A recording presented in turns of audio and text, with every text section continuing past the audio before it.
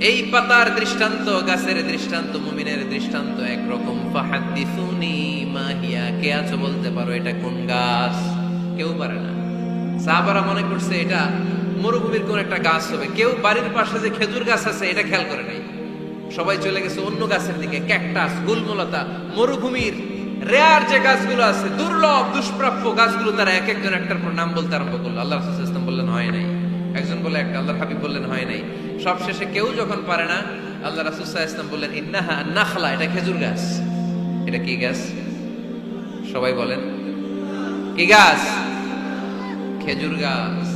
কেউ পারে নাই। ওয়াজ শেষ, নসিহত শেষ, সবাই বাড়ি ফিরে যাচ্ছে। সাইয়েদনা ওমর ফারুক রাদিয়াল্লাহু তাআলা আনহু উনি ওনার ছেলে আব্দুল্লাহ ইবনে ওমরকে নিয়ে যাচ্ছে। আব্দুল্লাহ ইবনে ওমর হঠাৎ করে বললেন, আব্বা, আল্লাহ রাসূল যখন জিজ্ঞেস করেছিল এটা কোন গাছ, আমি কিন্তু জানতাম এটা খেজুর গাছ। আমি কিন্তু